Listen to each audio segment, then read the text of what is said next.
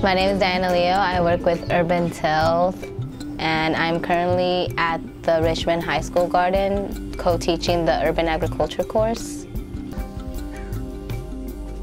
The after-school club that I'm hoping to start, it's mostly going to be about plants and growing plants and working with herbs and doing products with herbs. But it's also going to be an empowering space, a safe place for youth to come, because sometimes these youth don't want to go home after school, so they need more safe places to go to. Hi, I'm Ash. I'm one of the 2017 Hawthorne Community Herb Collective members. And I'm Sally. I have been running a garden program at a women's prison in Western North Carolina for the past 3 years. Some of the projects that the collective has focused on over the past 2.5 years are growing a community apothecary that supplies medicine to people and situations during times of need, offering costless herbal classes throughout the community on topics such as emotional and mental wellness and fire cider making, as well as starting a free clinic that we hope to grow this year. My name is Shelby Meyers, and I'm a landscape designer, community organizer, and farmer here in Eugene, Oregon. In partnership with Maple Microdevelopment, I'm spearheading the Urban Agriculture Program at Emerald Village, Eugene, or EVE, a cooperative of 22 tiny homes for people with extremely low incomes, often transitioning from homelessness.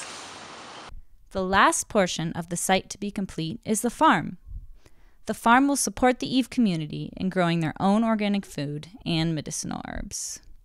This will educate them about healthy eating and herbalism, supplement their SNAP benefits, strengthen their relationships, and earn residents income through sales at our local Whitaker Community Market. Hi, and welcome to Borderlands Restoration Native Plant Nursery. My name's Perrin, and I'm the Assistant Manager of the Native Plant Materials Program here at Borderlands Restoration. Our mission is to promote biodiversity by providing access to restoration quality plant materials. In the past few years, we have been doing a lot of work to grow out thousands and thousands of agave palmeri plants to support the migratory lesser long-nosed bat. Funding would help us to create educational materials that have a really long-lasting effect that would be used for protection against wild harvesting for agaves, as well as increased education about the importance of genetic diversity and just the importance of protecting wild native plants. Welcome to Perennial! Perennial is a nonprofit that teaches DIY and craft classes using all salvage materials. Follow me.